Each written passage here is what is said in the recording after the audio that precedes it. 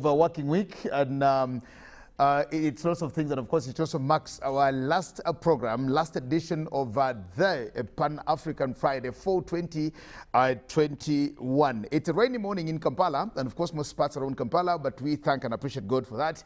But also remember that COVID-19 is still with us. We are doing what we can to get people vaccinated, but yet again, we also hear from the scientists and the experts about the variants that keep coming in on a daily. Now, this is the last day. We just want to say, here is where we are again, as we say adieu to the year 2021 and brace ourselves for 2022. In our Pan-African Friday today, well, we get to the issues and lots of discussions that we're going to get into just right here. Joining us in studios are two important guests. One of them is Major General Henry Masiko, the ICPC for the Uganda People's Defense Forces. You're very welcome, General Masiko. Thank you, Mr. Jagenda, and viewers and listeners. I wish you happy ending of 2021 and a prosperous 2022. Very welcome. Thank you so much, General Masiko. Karibu Ndugu Rugarama, the chairman of the Pan-African Movement Uganda chapter. Karibu. Thank you so much, Comrade Jagenda, and good morning to my fellow panelists. And good morning to all of you who are watching us, and I'm wishing you the happiest of 2022. Okay, very important. Well, together with us is, of course, my usual co-hosts, Cole Mande Amazima. Welcome, Ndugu. Asante sana to the viewers. I say I wish you the best as you really conclude 2021, and also pray that God blesses us in 2022, so that perhaps we can be able to live with the virus or overcome the virus. Very good. Ndugu Mtuta. Yeah. Good morning, everyone, and to the viewers, both local and outside there, who have been following us, of course, on the various platforms, the Pan-African Friday. And I wish them a new year, a happy one, and a prosperous one. Okay, thank you very much. General Masiko, just before you get into the conversation of today, let me hear from you. We've endured a whooping 12 months of this year, 2021, and 365 days, of course, until today. With the COVID-19 pandemic, very disruptive, and that has disorganized us. Its impact cannot be overestimated. But from you on a personal note, what could be your highs and lows of this particular year, 2021, before we get into our conversation today? Thank you. 2021 indeed has been phenomenal. We kicked it off with the general elections, which went off peacefully, and a new government came into place. We indeed had tried to put in place measures guided and led by His Excellency the President, measures against the escalation of this pandemic. However, I think in the course of time, we had two waves. But still, the situation could have been worse. So I want to thank the guidance of His Excellency in this fight. Definitely, the fight has its own costs. The economy has had to take its toll, to have its toll, and I mean the virus and the pandemic has had a toll on the economy. We've seen a disruption, of course, in the education cycle, but thank God we've endured. Then you had this spate of the criminality of some terrorists trying to to disrupt the peace. But again, our security machinery was on top of the situation. And definitely the vigilance and the alertness has been heightened. And we thank the population also for being cooperative and participating in maintaining what we would call popular security, because to mitigate threats is everybody's responsibility. Okay. So 2021 has had its landmarks and lessons learned, and we hope 2022 we'll take stock, we shall take stock of whatever has gone on and move towards putting in place measures and programs to secure the future. Okay. Welcome and thank you so much, General Henry Masiko from the Uganda People's Defense Forces. We thank you so much. Ndukuru Garama, how about you? What have been your highs and lows for this particular year that is ending today before we say goodbye to it? Apart from the general elections which were held at the commencement of the year, like Senior Comrade General Masco has stated, which elections were also largely, I should say, largely compared to what we have witnessed even on the African continent, I would say peaceful. Of course, that does not mean that we didn't have challenges here and there, because in the process, some individuals lost their lives and some properties were destroyed. But that does not take away the fact that we had the known indicators of elections being respected. Certainly there are other interested groups when Africa is holding high elections, like it has been in the past, and they came up with all manner of comments, but we know what the Ugandan population decided. Then from there, of course, around March, we had the unfortunate occurrence of the pandemic, which up to now has crippled our economy. We've had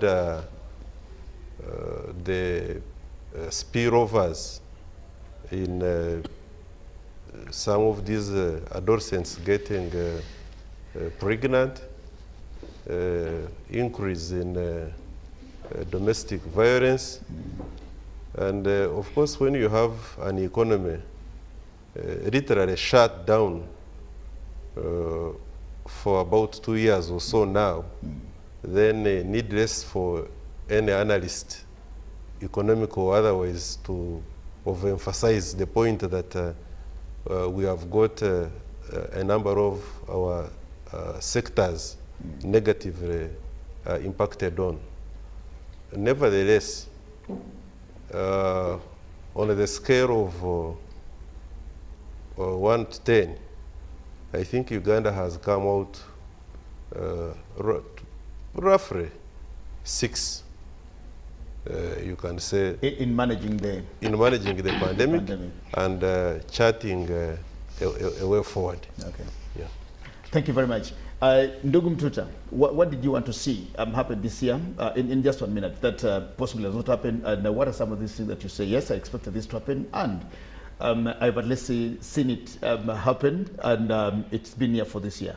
Now for me, what I would have wished to see, or what I wish to see happen in this country, is that positive mind that positivity that we, despite all this, we can still come out as a strong country, as a united people, and focused people. Because at the end of it, it is not only Uganda that has suffered from this COVID.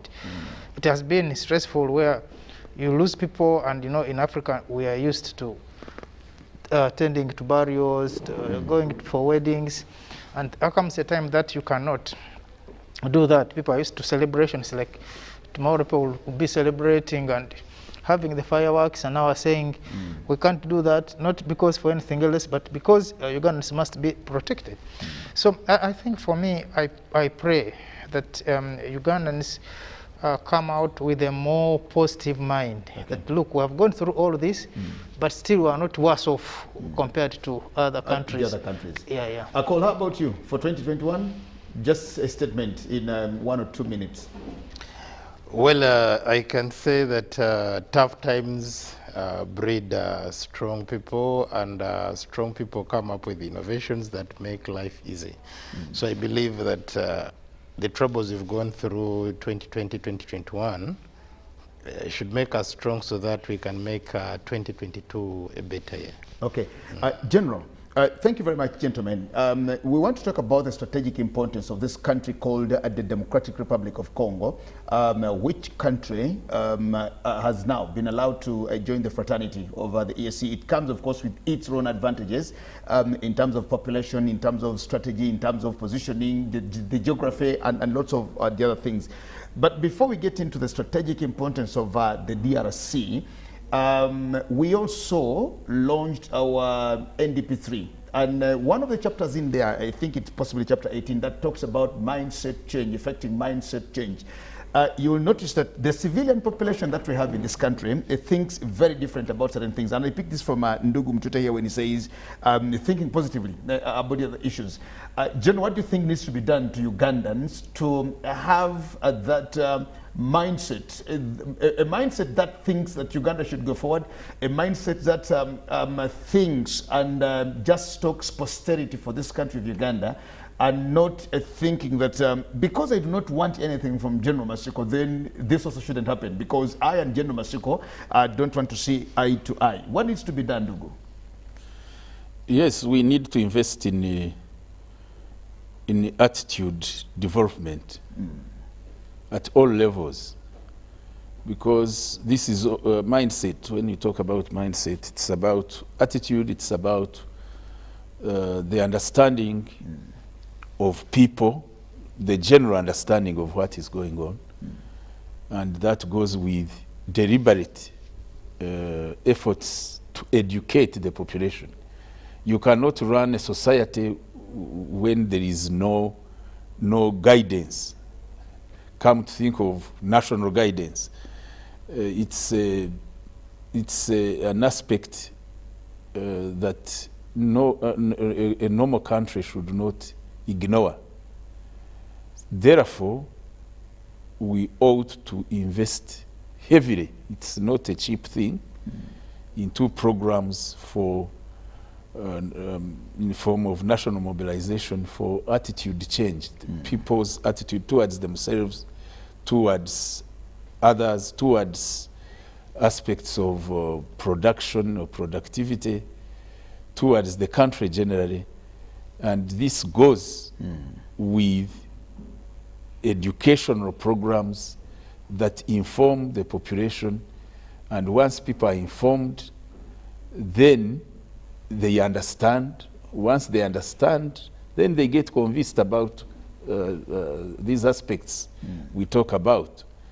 And once there is conviction, you have a committed population that works for nation building. Okay. So there is no debate. Anybody who thinks this is a matter of option should know that it's not optional, it's an imperative.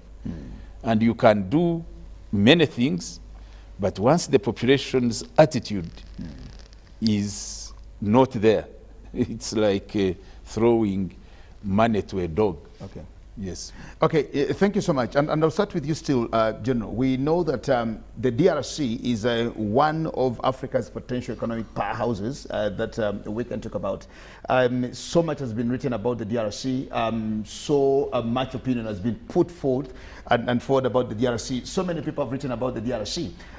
One writer in his book, I think it's called Tim Howard, in his book Prisoners of Geography, he talks about the DRC and actually says, when you have a stable DRC, you definitely have a stable Africa because you have a DRC that can feed the rest of Africa. And they overemphasize the strategic importance of this particular country called the DRC. Let's get to the conversation. Looking at the DRC General, where we, Uganda now, even now at war against terrorism, together with the forces in the DRC. Let's look at this thing and why should Ugandans even pray for what is happening in the DRC? Why should they even raise their heads high up for what is happening in DRC? And why should we even get to debating what we see in a neighboring country at the DRC? Yes, so the first thing is the geography. The Democratic Republic of Congo is our neighbor, a big neighbor. It covers almost the entire western part of the country. That's in itself is very, very important. And your neighbor is your neighbor. If there is trouble in your neighborhood, you may think it's there in the neighborhood, but at times the spillovers, the impact, like we've had instability in especially the eastern part of that country, which borders our western part, brings us influx of refugees.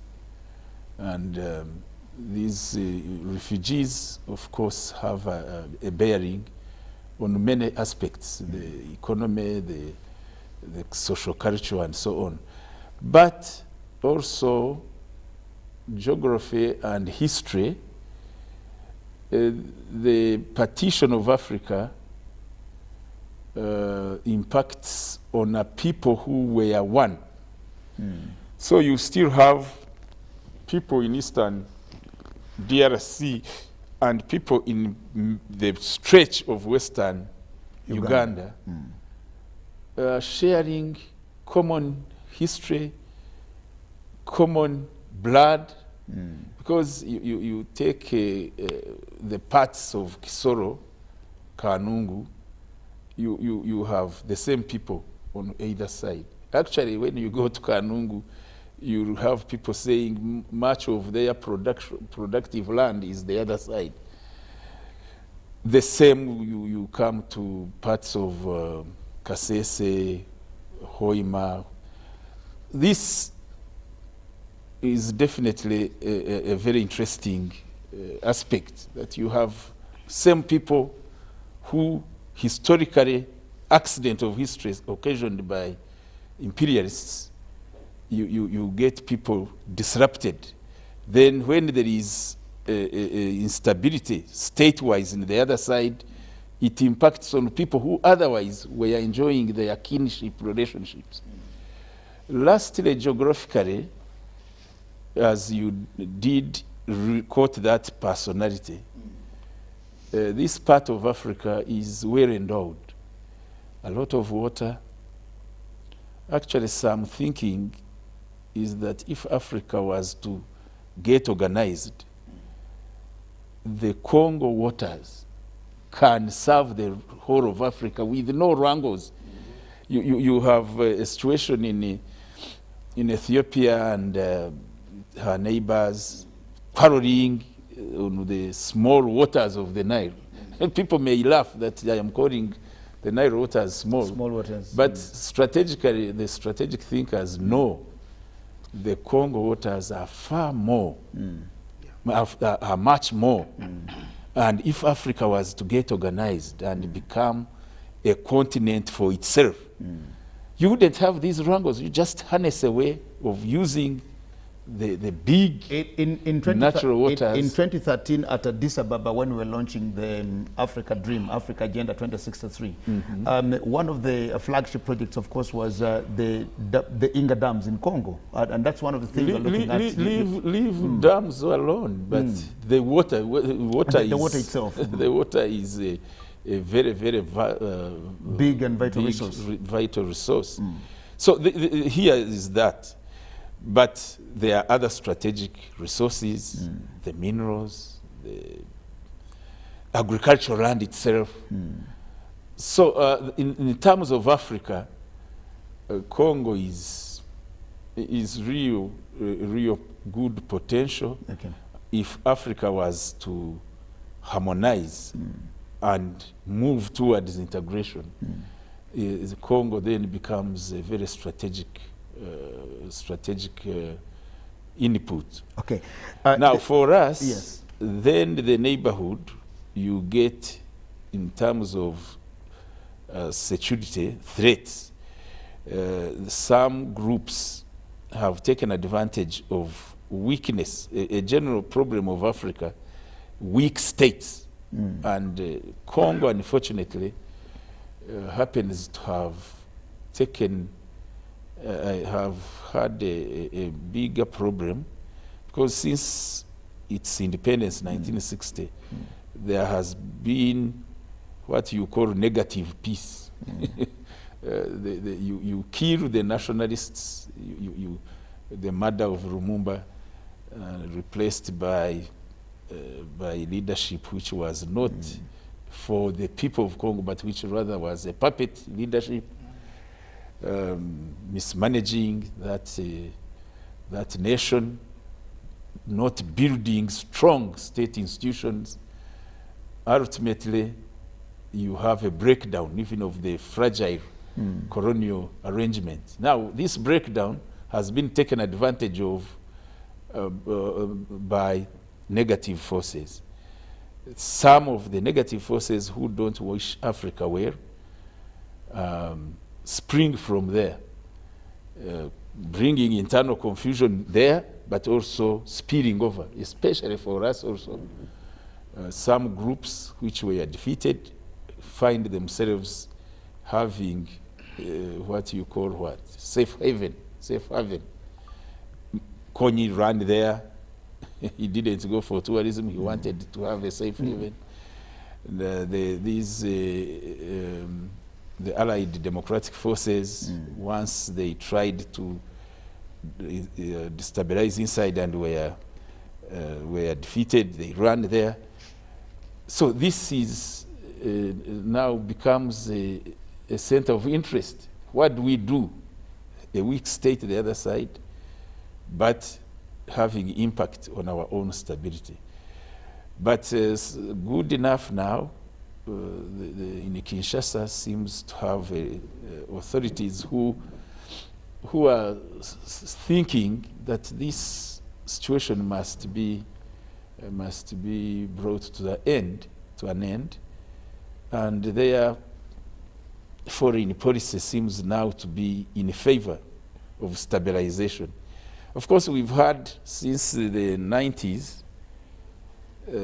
when there was the collapse of Mobutu, many fighting groups sprang up, and this attracted both African effort and the United Nations. So there has been a group called MONUSCO, I think United Nations Forces, who by the standards and operating procedures of the UN seem not to be providing the real solutions to the problem there. To the problem which is complicated, which is complex.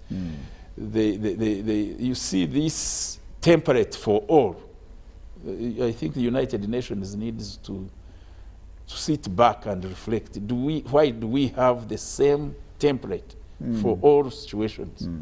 Somehow, their way of operating can handle certain situations, but sometimes they appear unrealistic in other situations.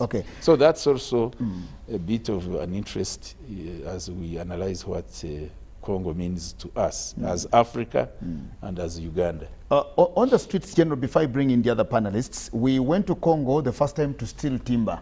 We have gone to Congo again to steal for our own benefits. And that's what is also there. Why do we go to Congo if we are not looking for our own personal interests? So in their view, we are imperialists.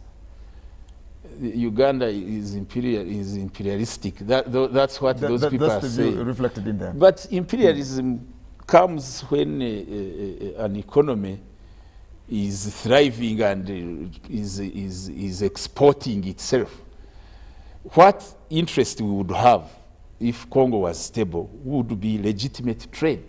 And that one is not an issue of debate for any people who are serious. You need a market in order to thrive. That would be a very legitimate issue. Interest.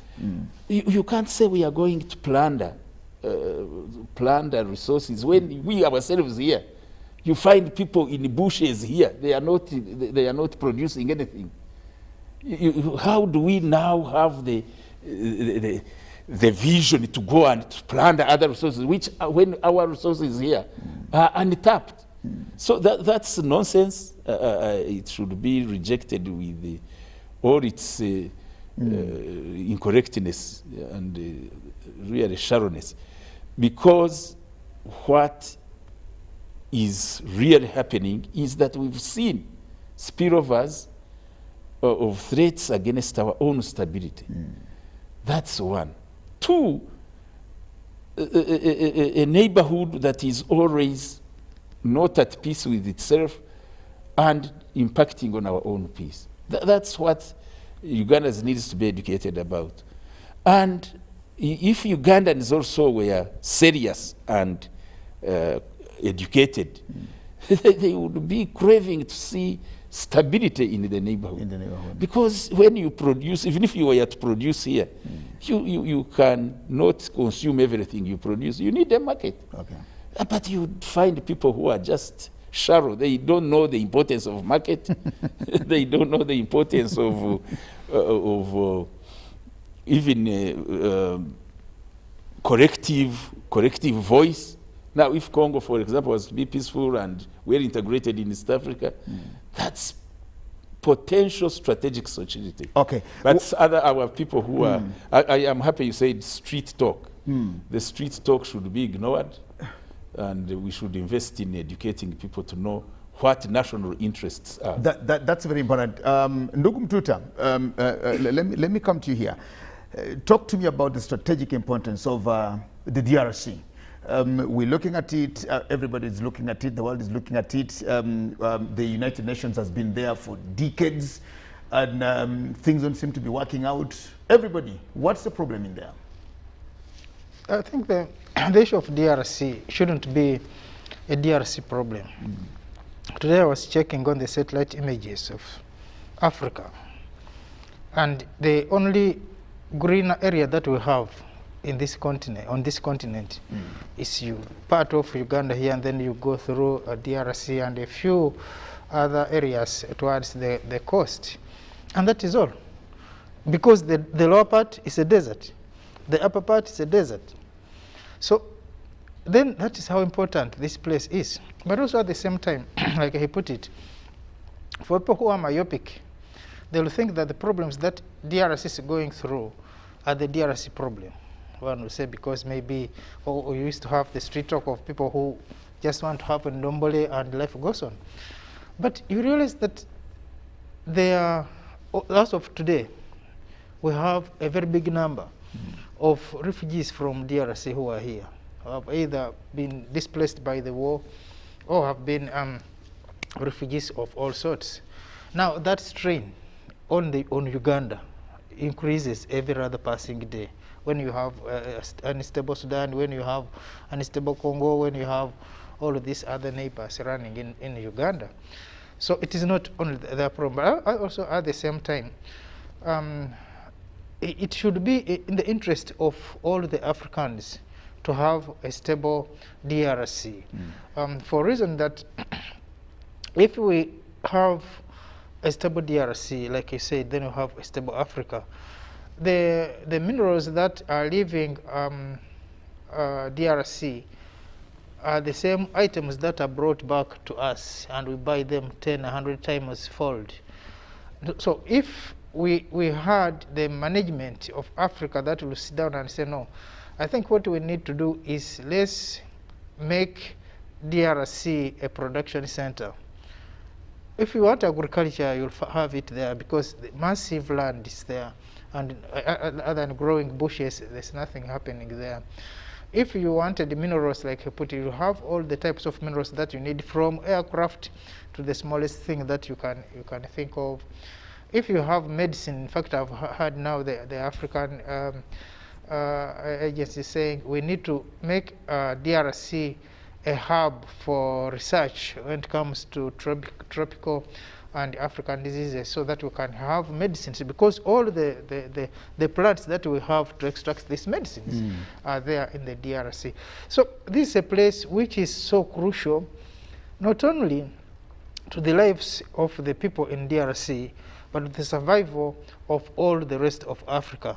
So it should be in the interest of all the Africans to guard this place jealously, but also to ensure that stability, peace, thrives in this continent. Because once that is done, then if you can have people settling down for production. Because last time I was reading in a journal, and someone was proposing that Uganda needs to, even before anything happened, that Uganda needs to be investigated for human rights abuses, because when the UPDF is there, they are not warning people, they were not warning ADF that they were going to attack, and there are people who could have been forced to be in the camps with the ADF, and they could have been killed. And I'm like, yeah, that could happen, but also the investigation should grow in scope.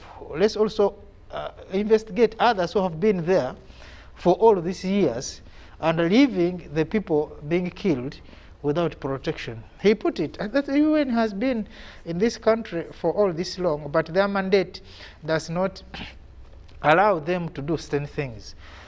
But I think that is also historical, from the time when the UN was asked, when Lumumba asked the UN to come because of the Katanga crisis. He thought they were going to help him neutralize the mutiny, but also provide security for the government and the other areas which had not yet gone on the mutiny. But from day one, you realize that the mandate, even when there was the possibility, because that's what the UN Secretary General had said, that it is possible that these people should be a standby force until the mutiny is crushed, but also to identify the soldiers from the ranks that can work with this force to put up a new administration in the army. So I think that has been on until now, that the same things that were started a number of years ago are the same problems that the UN is going through. So we cannot have the same problems and same solutions all around the globe. There must be unique problems that need unique interventions. And I think what, for me, I believe, is to have an African force that understands the problems of Africa and that can help not only DRC, but other problems. We have Sudan, we have now Ethiopia, if we have a standby force for Africa, I think that will help us to address our own problems without necessarily relying on the people. Well, now that's very good. When you bring in the African force, you will provoke the debate here over the ICC, because you remember the Rome Statute was assented to a majority by the African countries, and of course we later had these issues with them, and we will talk about that, because these were some of the issues where people were saying, why don't we have our own court to try our own issues and not carry our own people to the International Criminal Court that is run and managed by some other persons. Exactly. And when we had prosecutors there like Campos and all the others, they were castigated for, also just being a part of the other agenda and not really the African issue. Ndugu Akol, before Comrade Ugarama comes in here, everybody who talks about the Congo, they tend to push the problem to external forces. Are we saying, and are we sure that the DRC itself does not have internal issues that has possibly kept it where it is for these so many decades? Because everybody who discusses Congo, it just seems like Congo is just this dormant, docile child who just waits for battering from all angles, from everywhere, and nothing keeps... there's no pressure from within that is possibly disorganizing them. Well, I think the problem of the Congo was the political accident they got right from independence, when their visionary leader was assassinated, Patrice Lumumba, and replaced by a puppet, that is Mobutu Sese Seko. So the more than 3 decades of Mobutu Sese Seko's rule was actually not to consolidate Congo, but giving away Congo to international powers. So therefore, people who have been in a country for more than 3 decades pushing for their own agenda, that even when Kabila came in, he didn't do much, because I think 5 years down the road he was assassinated. Here came on Joseph Kabila, a much younger, and ideally also did not do much in that.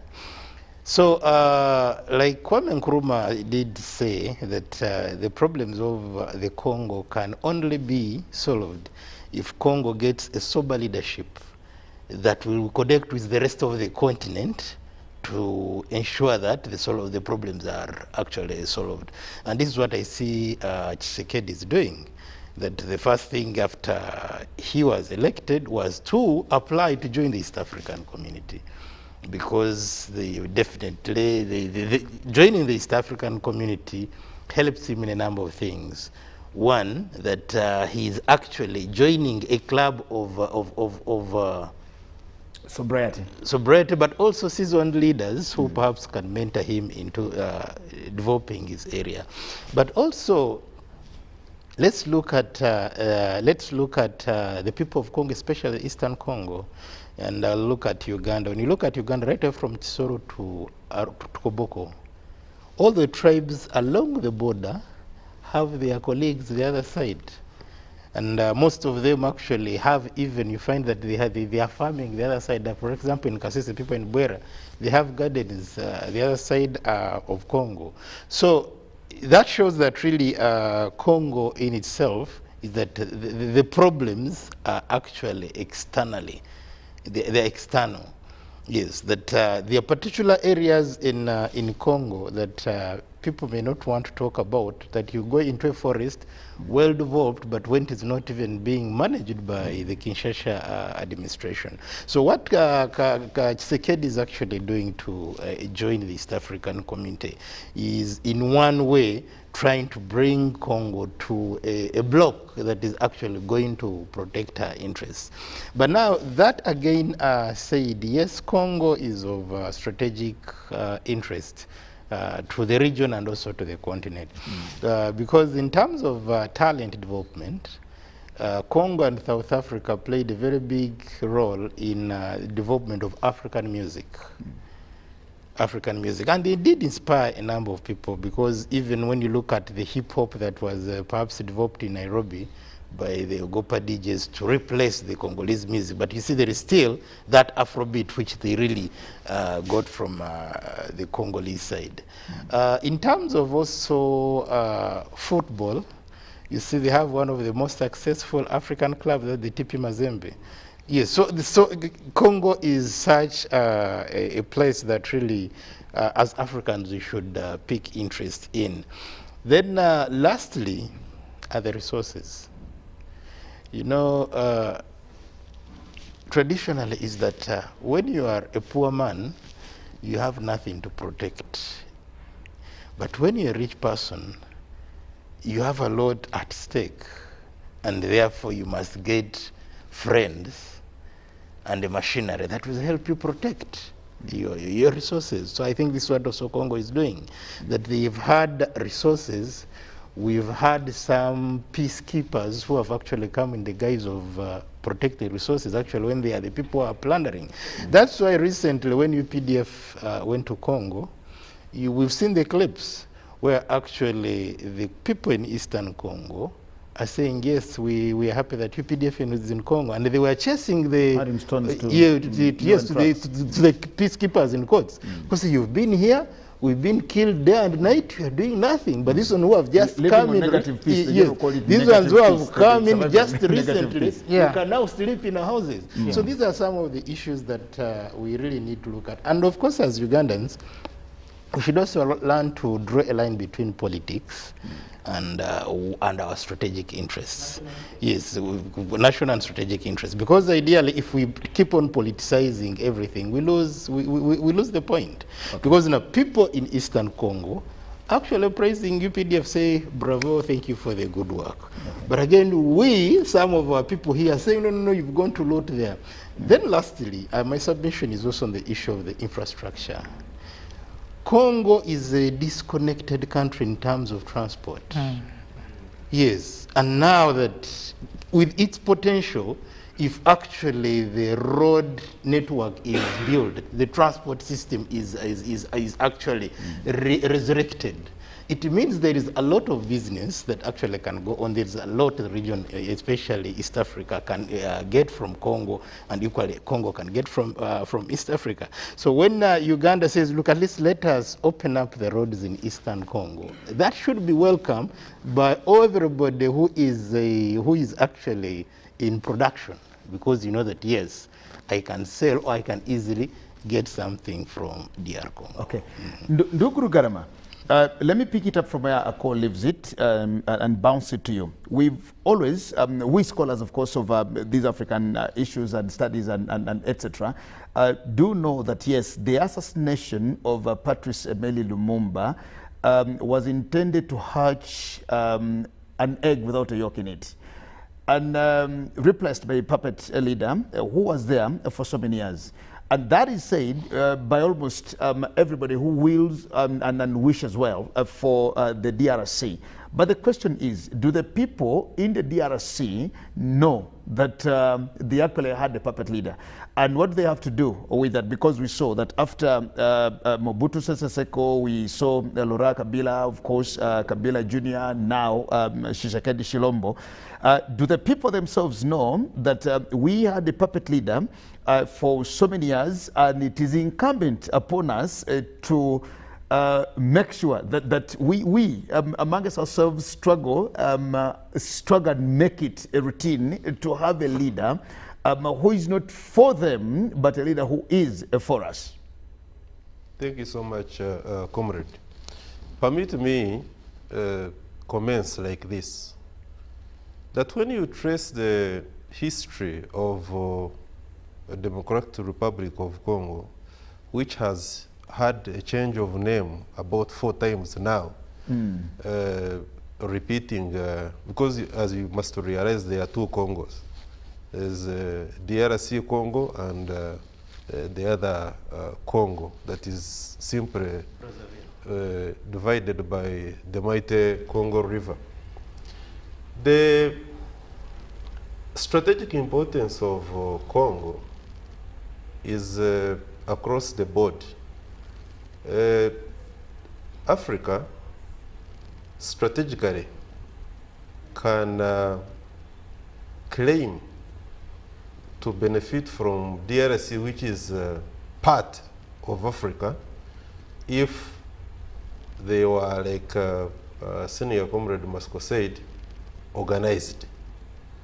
Of course, that doesn't mean that we have not been organized, but probably our organizational levels have not reached a point where we can strategically benefit from the DRC.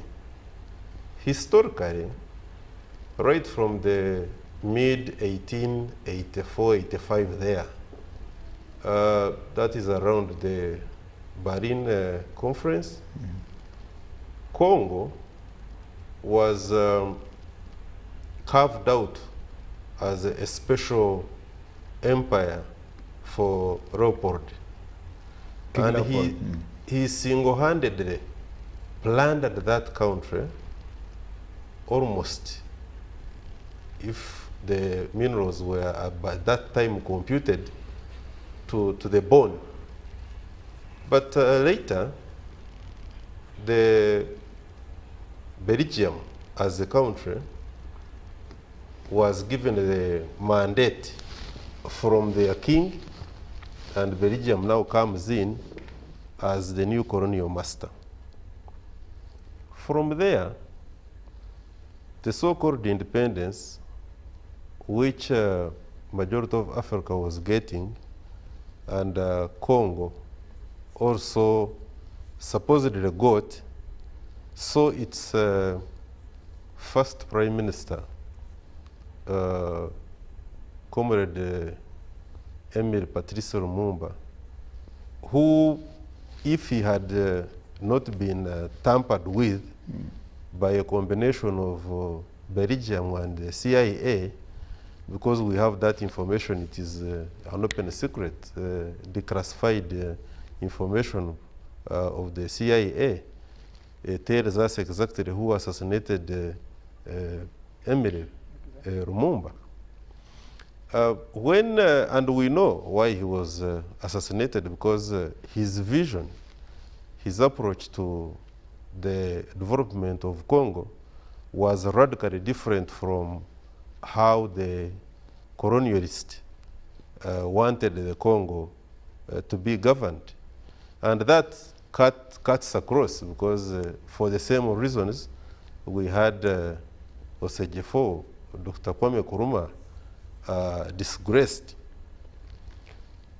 Immediately after the death of Patrice Lumumba and the entry of Seseko Mobutu, it was nothing but an extension of colonialism.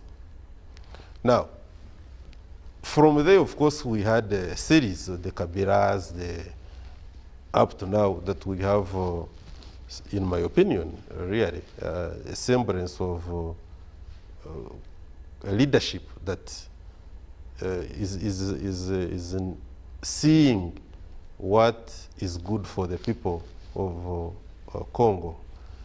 We have had Congo characterized by leadership or administration that clearly does not wish it, or does not wish her well.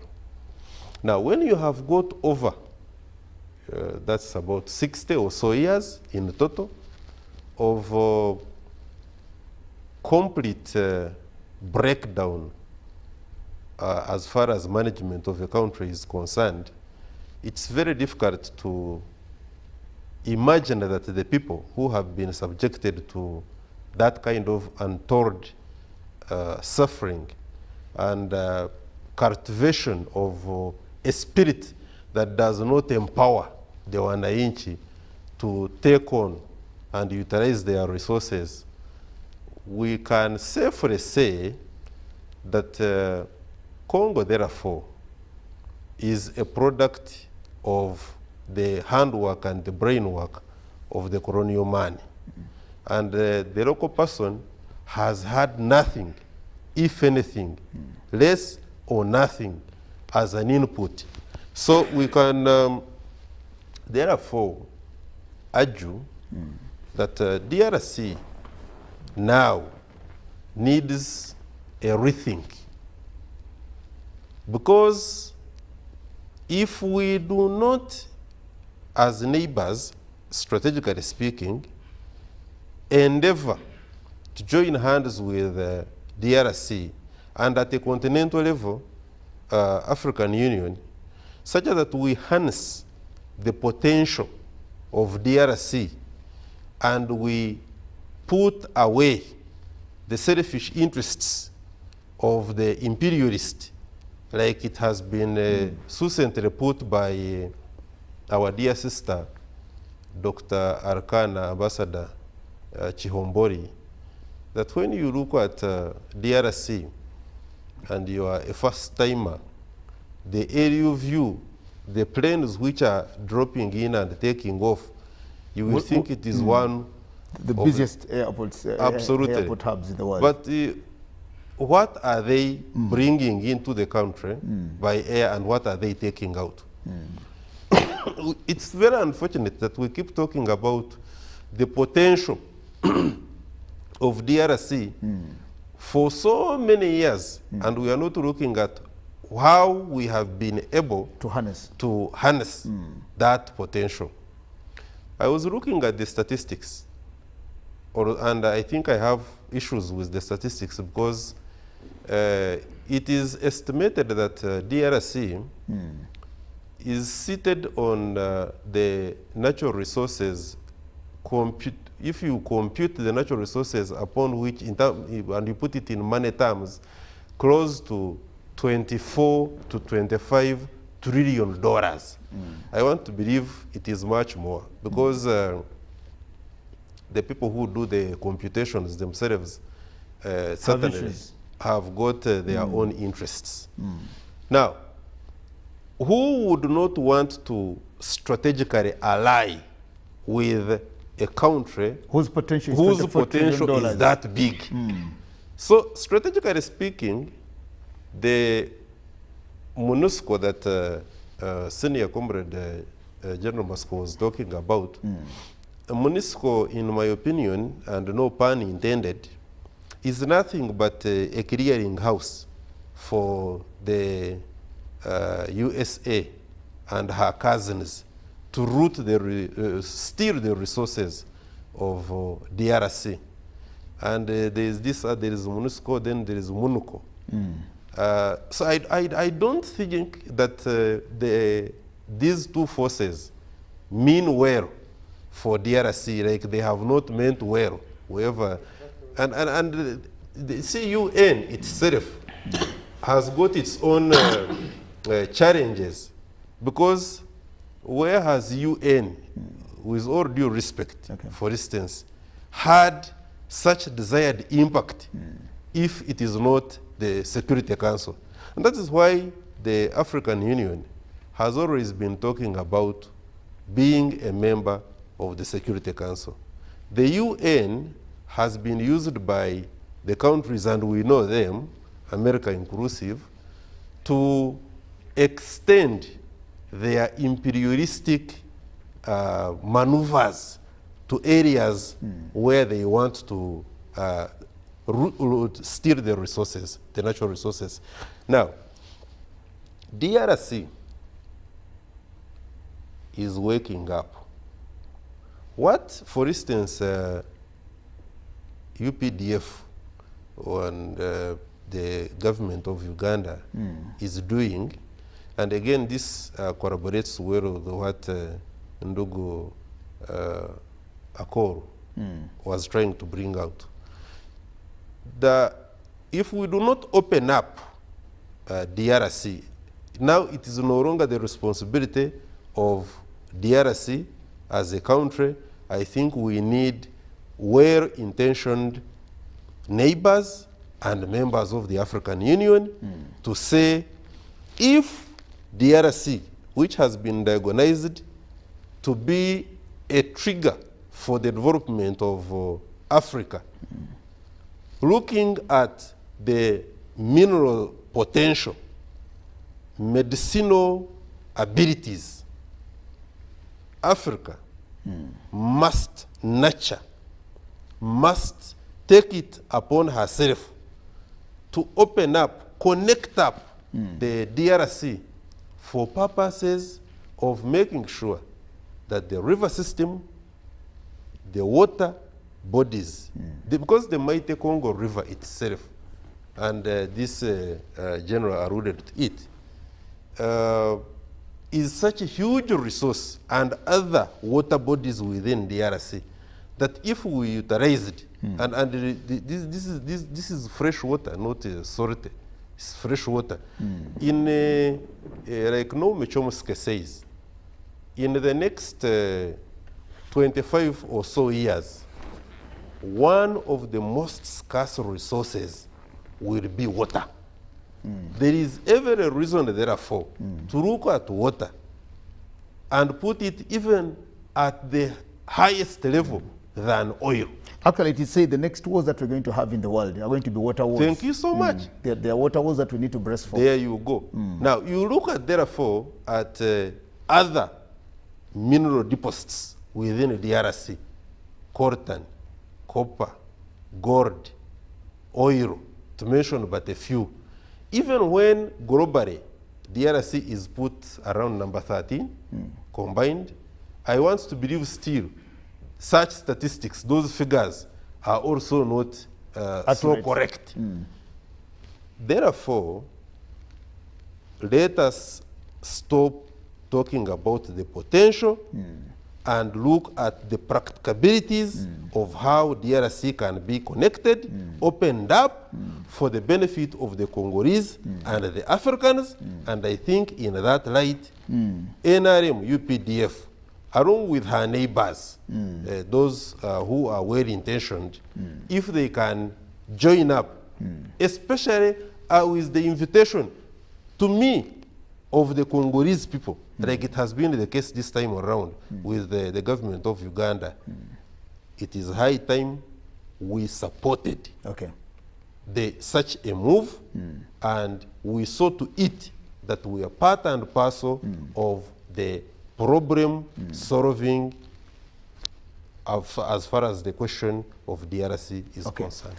Thank you so much. Gentlemen, we'll take a break and return, then carry on with the conversation. To our viewers out there, this is our last edition of the Pan-African Friday, which you normally have on UBC TV every Friday. Now, with me or with us in studios today is Major General Henry Masiko from the Uganda People's Defense Forces, and he is the CPC.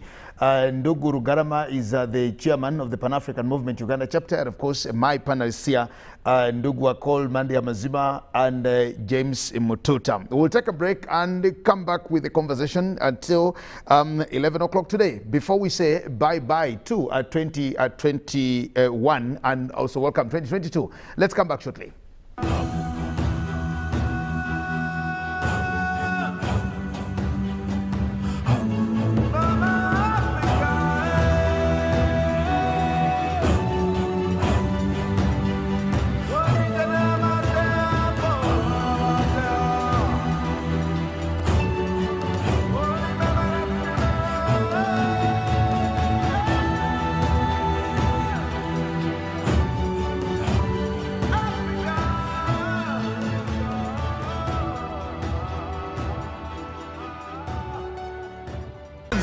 And win money after money with Airtel Money. 1.5 billion shillings in cash prizes up for grabs. My name is Mulage Sahod from Tororo District. I'm so happy that I'm a lucky winner of the 10 million Uganda shillings man after money promotion with Airtel. I can't believe it. It's just like I've been reborn. It's the best day of my life. The more you transact, the higher your chances of winning. Airtel Money. Instant, secure, borderless. It's the festive season and we love it. And that means it's time to celebrate with GoTV. Come with me. So get your GoCoder and GoTV value for 25,000 shillings to watch with the whole family. And if you're feeling extra festive, upgrade to our best package yet, GoTV Super. Something to look forward to. Download the My GoTV app for more information. Super. We all deserve a super festive season. And with GoTV, there's every reason to love it.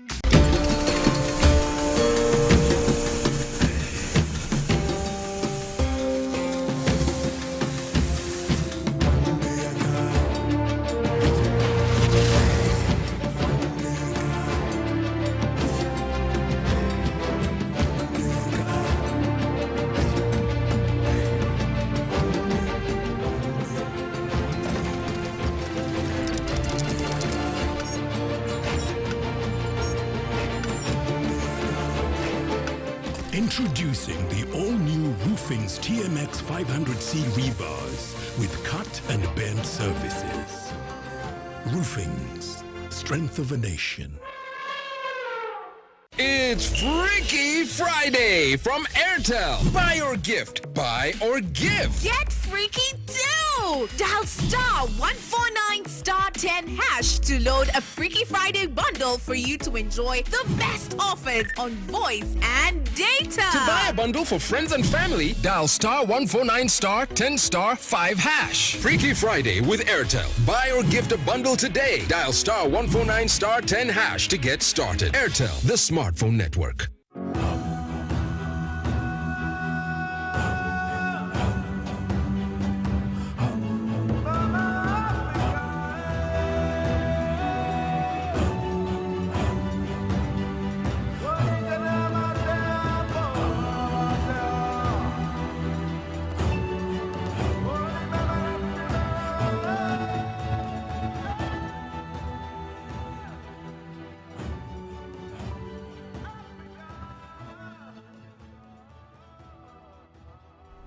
Well, it's our Pan-African Friday, last edition of 2021. My name is Uganda Semakola Ziksoka. Welcome back from that short break. We continue with our conversation yet again today. Back now to General Masiko with me in studios. General Masiko, we are talking about the strategic importance of this country called the Democratic Republic of Congo.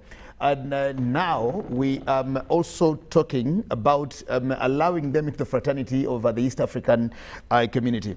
Now, Nduguru Garama here has just brought statistics that he does not actually think are the accurate statistics of Congo's potential, pitching Congo at $24 trillion is something very big, because as we speak this year, the US GDP is estimated at $22 trillion, and China coming the second there at about $16.8 trillion.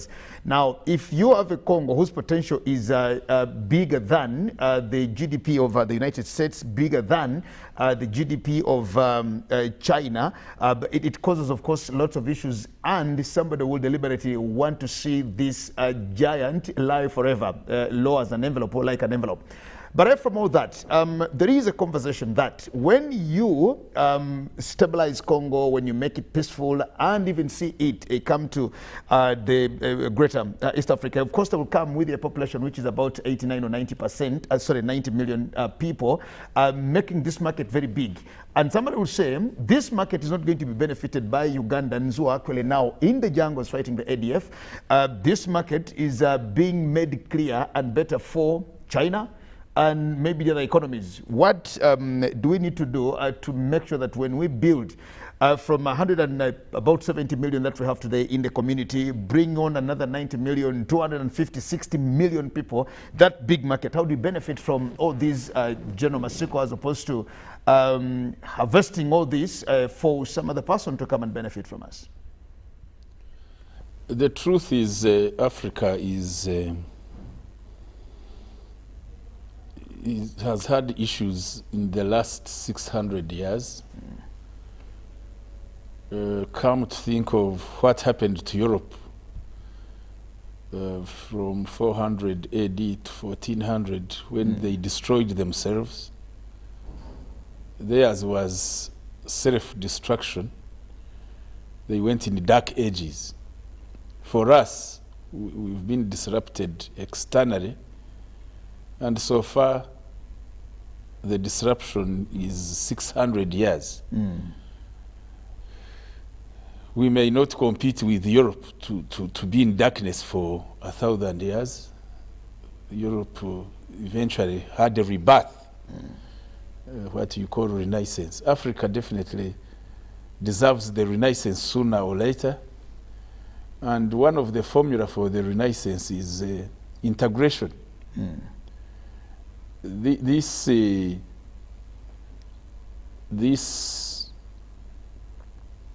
situation where Africans seem not to be bothered by the Balkanization is very absurd. When you see Africans not really bothered, you feel so annoyed.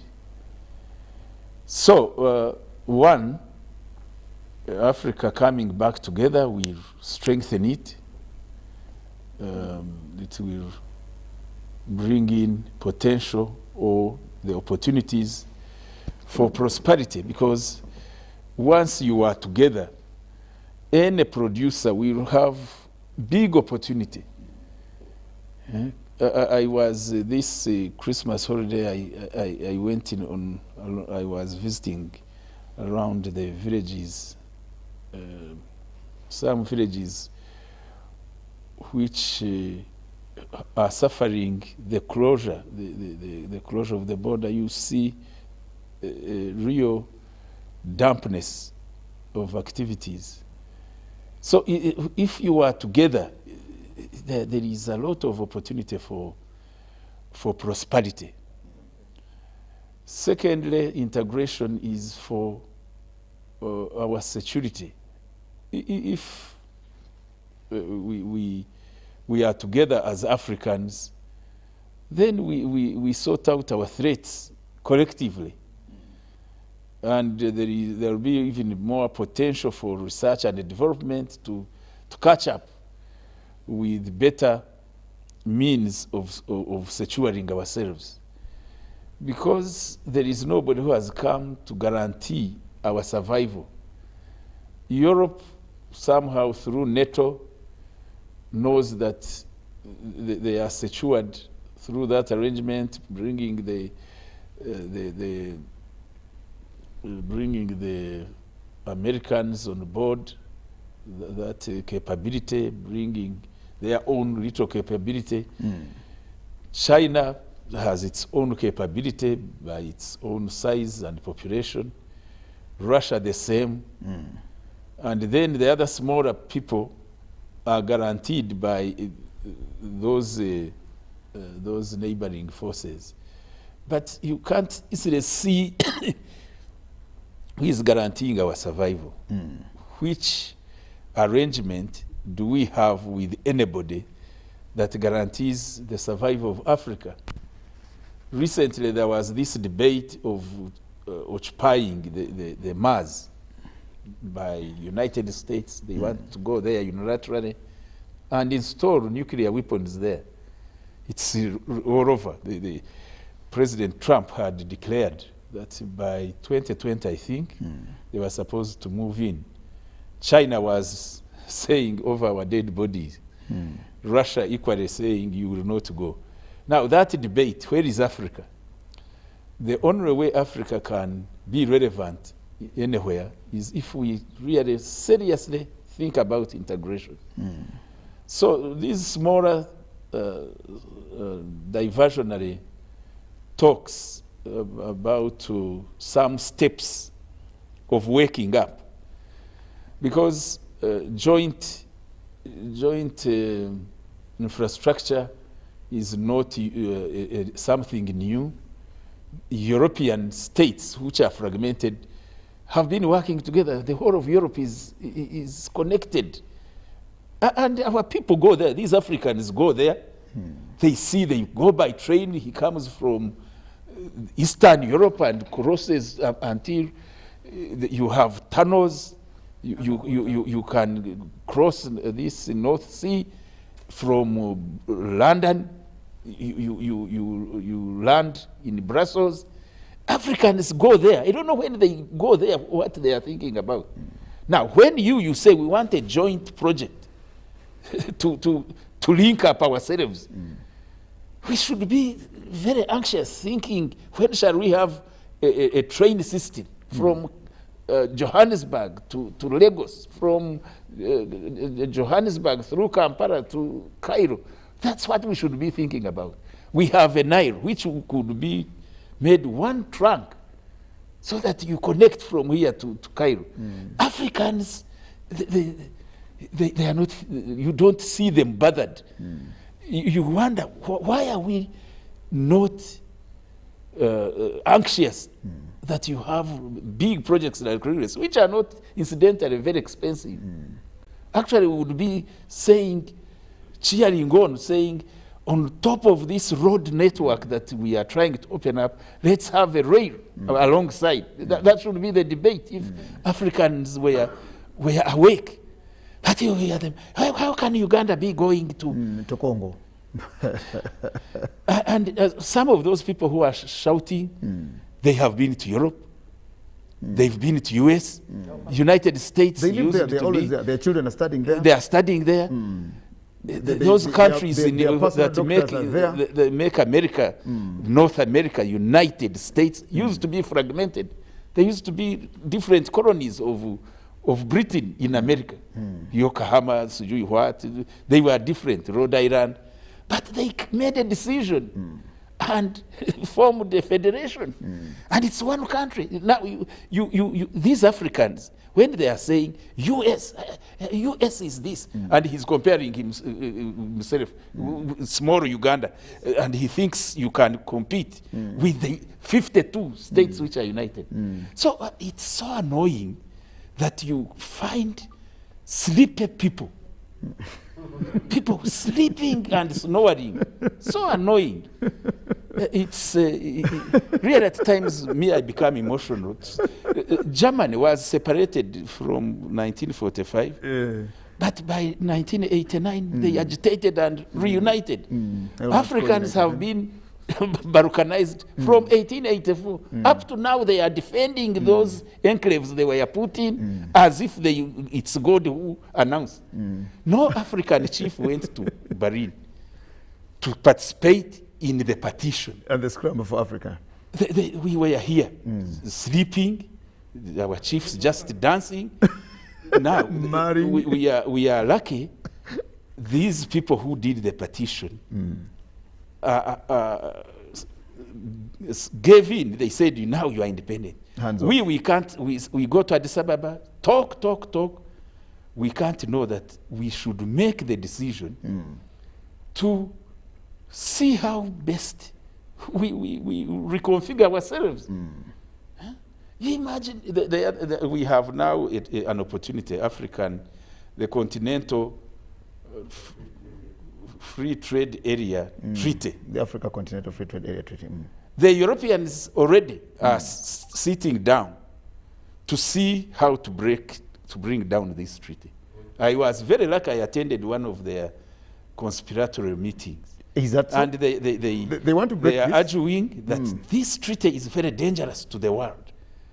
I looked at them. How can this treaty, which is saying I can take my milk to Nigeria, to Ivory Coast, be dangerous? And Ghana now, brings cocoa. The issue is, how can you go to Ivory Coast with your goods when that is a market for France? So they are saying this treaty will bring illicit trade. We Ugandans trading illicit to us or illicit to of course, for them they are talking for their interests. Yes, exactly. And already some Africans are buying into that argument. Very soon they will make it part of economics. The dangers of African free trade. Secondly, it will bring human trafficking. Thirdly, it will bring money laundering. Because you'd rather trade in American dollar than the Uganda shilling being trading with interchangeable. We could have an African currency. Exactly. What would be wrong with Africa taking a decision to have a common currency? What is logical about Africans holding dollars, transacting in dollars of a country very far off? You go to Nairobi, you can't transact with the Uganda shilling. And we are talking actually of a common market in East Africa. So Africans, it's very, very annoying. Yes. The problem, like I put it, actually, it's not the general says we are sleeping. The problem is not that true. We have been forced into all this. But the problem is us. I mean, if there are African leaders today who are still reasoning, they were the Mobutus and others who are reasoning then, because they have been given the opportunity to be the leaders, then you know, other than them, you are not going to be a leader in that country. So you'll have to pay allegiance. I mean, why should today, 2021, as we cross 2022, African countries be paying usulu to France? Why should that happen? And we are talking about slave trade, that we had our people who were taken to America and other countries, and they have all now those people in the islands.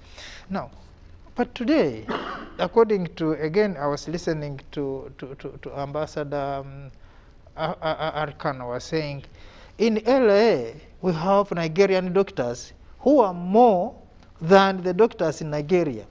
We have Nigerian doctors who have been trained by Nigeria, but they're now in LA. We are talking about Nigeria, but of course also we have people who have moved from Uganda and other countries.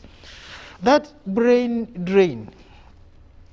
We're also speaking about, last week, I think we lost about, one boat had about 70 people, another one had about a number of them capsizing, coming from Libya and other parts of Africa who want to go to Europe.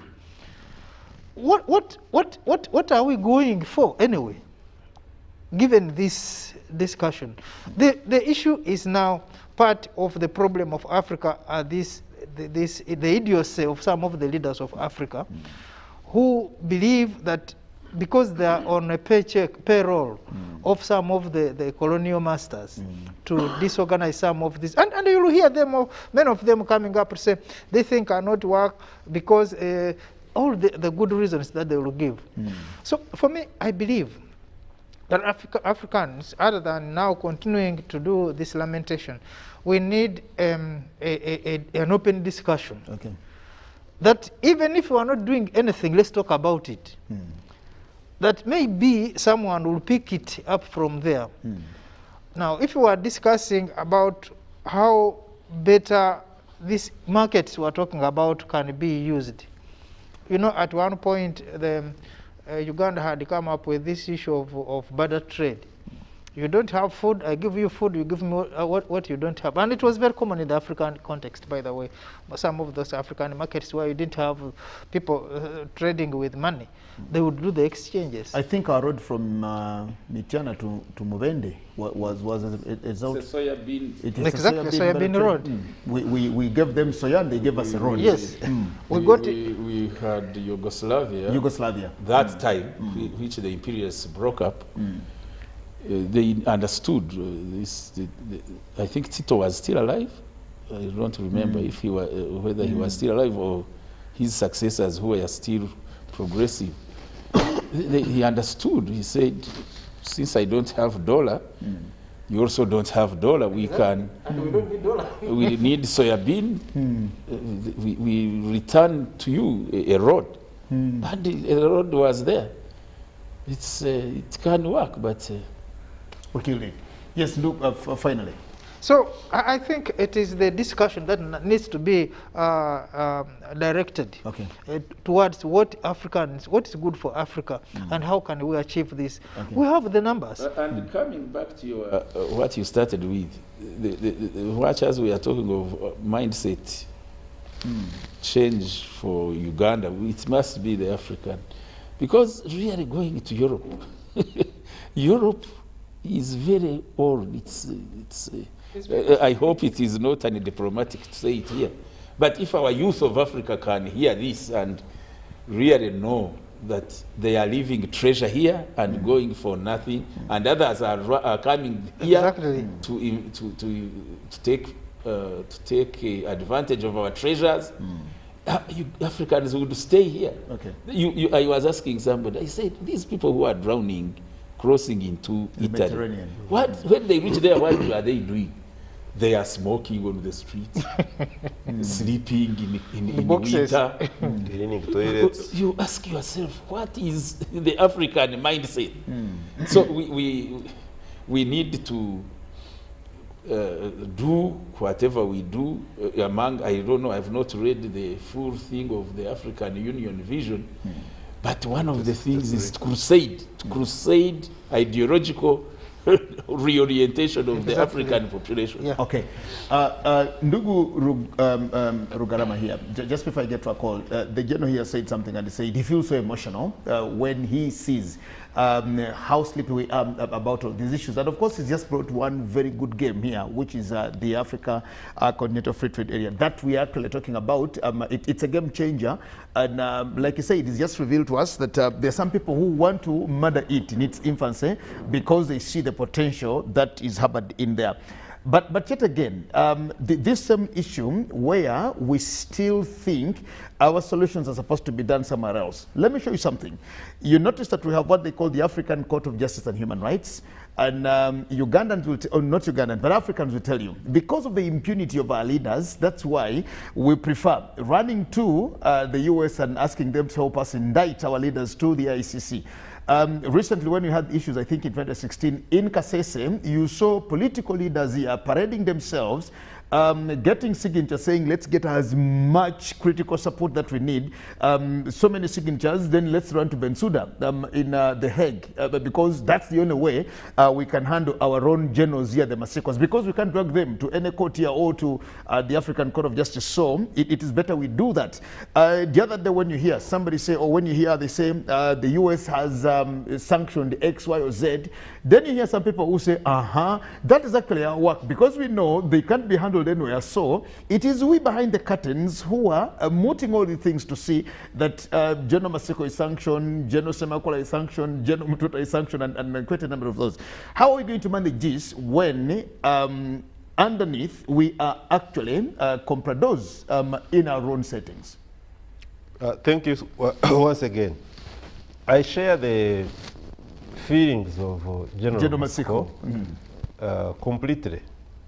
It is not a hidden secret that the conceptual West, the imperialist, will always work around the clock to make sure that the efforts of the African continent to emancipate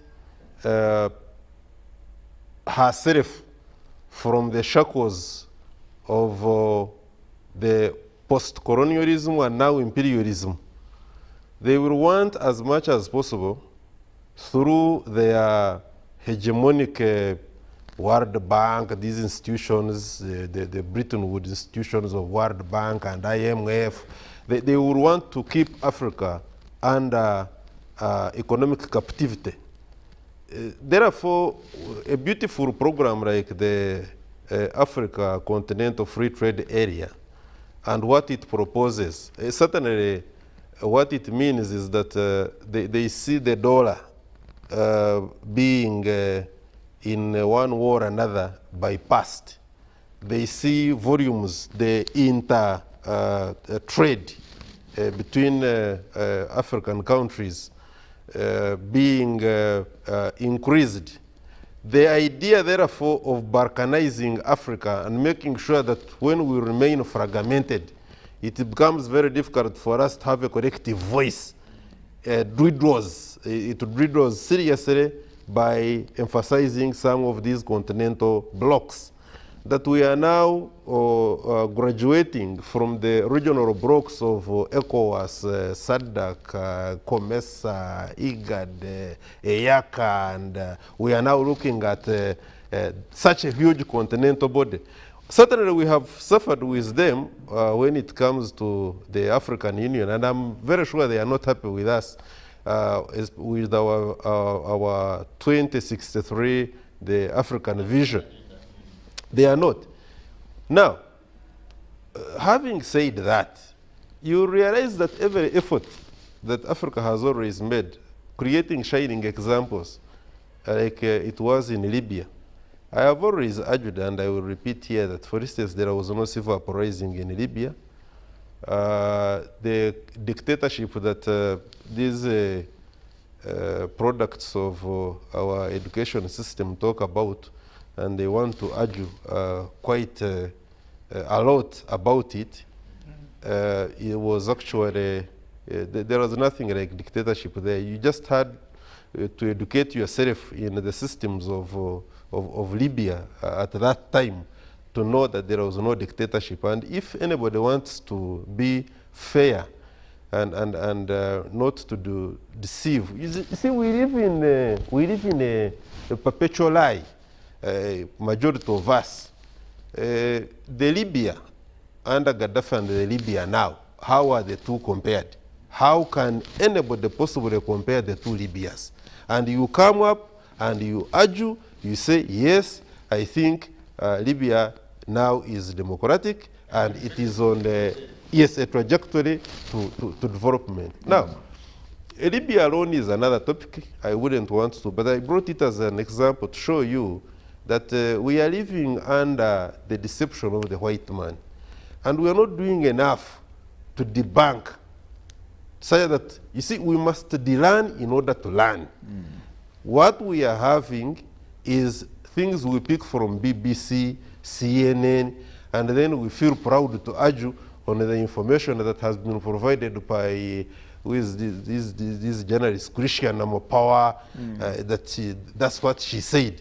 But still need the likes of the late senior comrade Gabriel Mugabe to put some of those people in their places. So, Europe itself is actually a very good example, and Britain in particular is a very good example to show you that they cannot handle being together. They are quite a very poor example when it comes to joining forces. They recently ran from the European Union. So we have nothing to learn from Europe, from Britain especially, when it comes to joining forces. But most importantly, we must be on the lookout.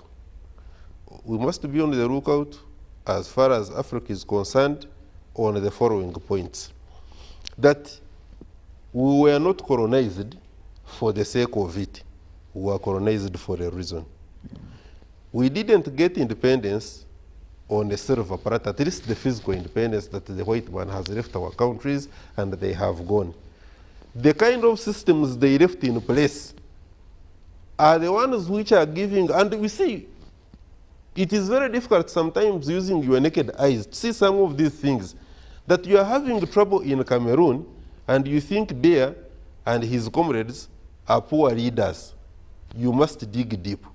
What is the French doing in Cameroon? That we have got street battles, and we have got some of these rebel activities in Nigeria, and there is an urge for the Igbos to create Biafra state, which was there this time that is being resurrected. Who is behind that?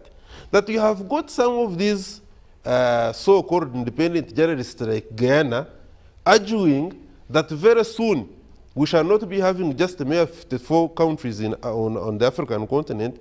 They may be 56 or 58, because I am anticipating that Nigeria is going to have to be divided into another two, that Ethiopia is going to also be divided, as we are going to create a state of Tigray.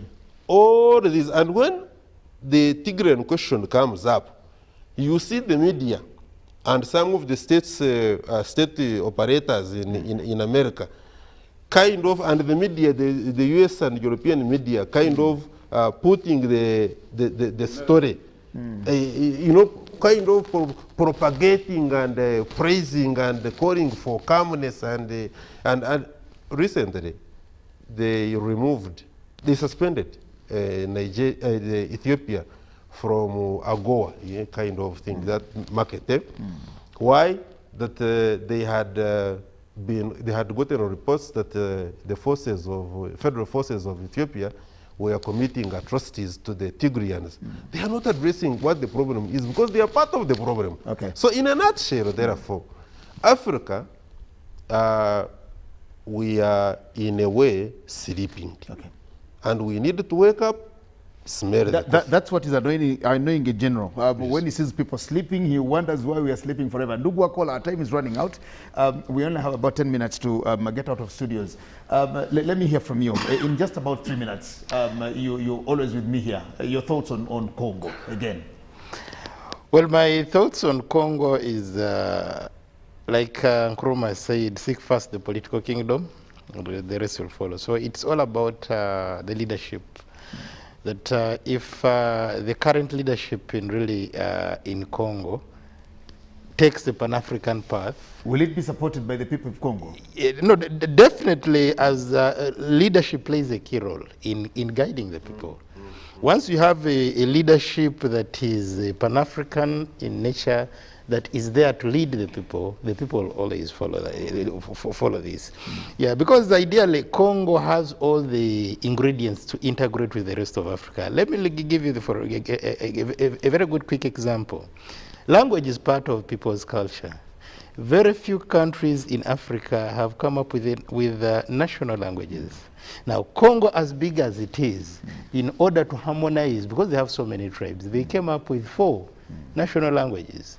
Yes, they have Lingala, they have Kikongo, they have Chiluba, and they have Kiswahili.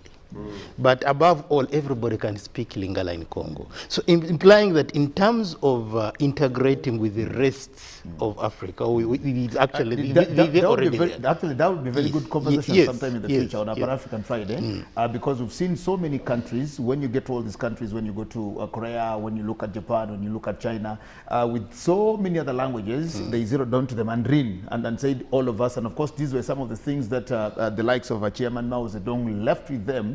And they negated all. I think they have about 56 different languages, but they zeroed down to one particular one, which has actually failed elsewhere, especially in Africa. In Africa. Yes. Finally on that. Yes.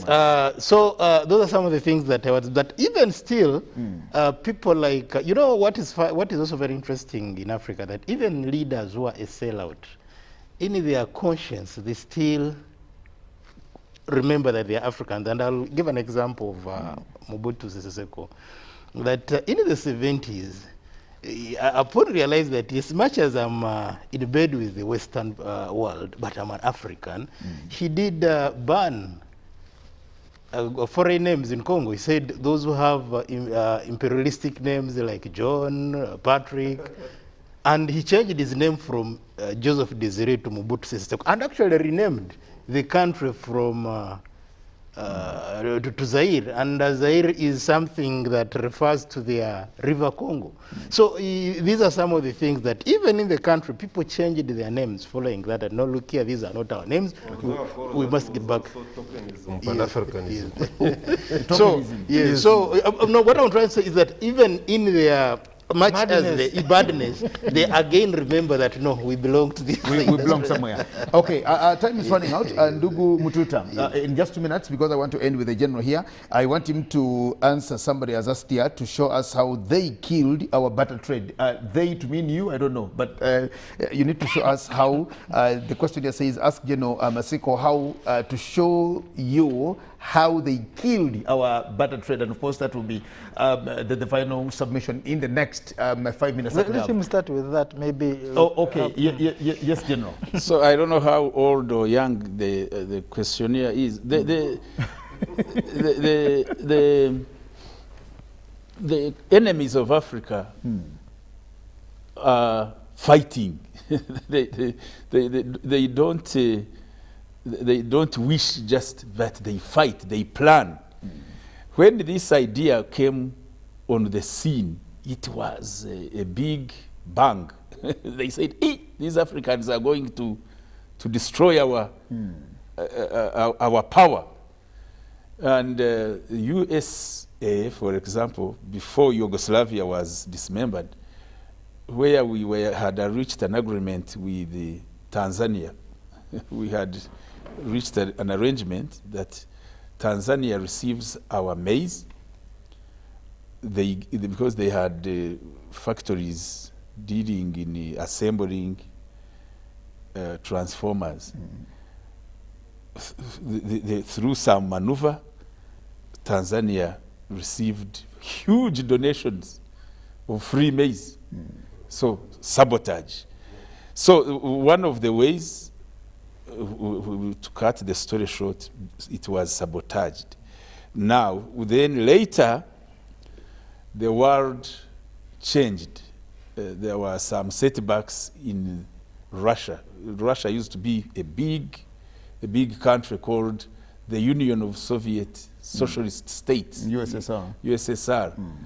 It got, again, infiltrated, and they divided up, and they momentarily lost some of their power that sometime their disagreement with the USA would be taken advantage of us, because the USA was not bullying with impunity because they knew there is a power checking. Now, when USSR collapses in 1989, now USA became the police of the world. It was no longer even mere sabotage, but dictating. You don't follow what we are saying, you are dealt with.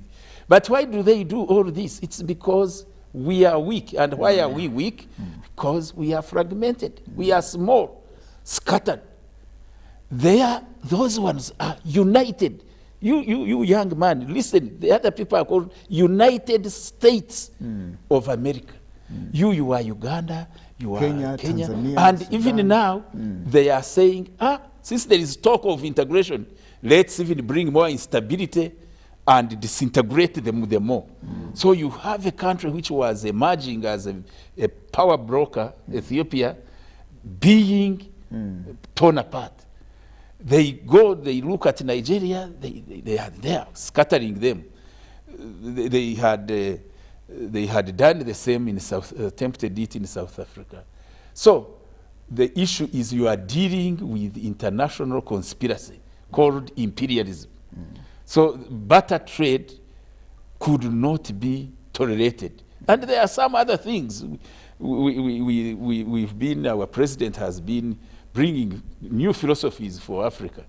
When he started his agitation, what we need is not aid, but let's have opportunity to trade. They listened to it. Of course, they are annoyed with it. They sort of say they are going to embrace it, but inside there, they sabotage you. These elements we are talking about, even internal economic arrangements, they will keep quiet because they are diplomatic a bit, but they will enter and disorganize you. Especially this thing they use because they are the financiers. If we were to put our act together as Africans, then we wouldn't be held at ransom for resources. Because you are the ones who are talking here of the figures. I have not been doing much research on the figures. But Africa can finance itself. Can finance itself. That it's a big problem of Africans really being mobilized. I know it's not a simple thing, especially with the information technology. They are trying to capture our young people. They are with them every moment. You think you see these young people moving, you think they are here. They are already captured from somewhere. So we need to really know that it's not business as usual. Yes. And the voices of progress must remain. It's the day of reckoning, you cannot timetable it. But these voices, especially like our president, he's added a lot of political thought on the way forward for Africa. And it's not in vain. Because it's there, he has talked and talked. He has taken steps which are very fundamental. You see, you take a stand against terrorism, and against all odds, against all propaganda. You know, if you were to see what dynamics are in Somalia, for example, it's something you cannot believe. That there are forces out there who would want Somalia to remain. Actually, there is a write-up. There is a boy who wrote a book, and the book is in circulation, that Somalia, an economy with no state, is called Peter Little. When I read that book, I really felt like, I don't want to use the word, an economy with no state. That Africa should learn from where NGOs are the ones in control, government, the problem of having government inconveniencing people. Imagine. Anarchy. Somebody is writing that Africa deserves anarchy. Exactly. And when you are saying you are trying to help Somalis build a state, for them there is that philosophy there. But that notwithstanding, you have our strong resolve by our president to say this can, because at least even if the building delays, you have to put the foundation and building blocks on site. Exactly. And the rest can be put on later. Gentlemen, it's actually 11 o'clock, and I just want to thank all of you for having allowed to be part of the last Pan-African Friday edition here today. Thank you so much, General Henry Masiko. We thank you so much that whenever we call upon you and you are in the country and available, you normally honor our invitation. We thank you very much. This is the first time you've been part of the Pan-African Friday. Thank you. So wish Ugandans a better year. I see prospects. We are gearing up for the parish model. You Ugandans, put your act together. There is opportunity, resources are coming to you. See that you don't remain aloof. Take up the opportunity and build yourselves. Let's build our country. Because these resources, once they come apart from benefiting households, we are supposed also to start building from community and expand. If you organize your road network in your area, you organize spaces for production opportunities. So let's look at working towards a real better future. Okay. Thank you. Thank you, Ndugu Rugarama, for being our guest panelist whenever we need you here on our Pan-African Friday. Ndugu Mtuta and Akol, thank you so much for the resilience, and of course to thank our producer, Fakul, who has also made this for the entire year. Thank you so much, Fakul, and of course our the floor managers, our supporters, DMD and the DMD, and of course all the others. We thank you so much. His Excellency the President of Uganda, General Yoweri Kaguta Museveni, will be addressing the nation tonight at 8 o'clock. It will be live here on UBC TV and of course on all our radio stations here and across the country. We'll listen to the President and we'll get the next marching orders for the coming year, which is a couple of hours away from now. But to just remind you that COVID is still with us, whichever things that we are doing, for those who are very excited about the reopening of the country and the economy, you might be a statistic when you irresponsibly get into what you think about. We need to resolve to take personal responsibility, especially when we get to taking back our children to school, and as also getting back to social life and all the other things. I thank you so much. My name is Jagenda Semakola Zikosoka, wishing you the very best of 2022. For God and my country, stay blessed as we continue inspiring Uganda. Good morning.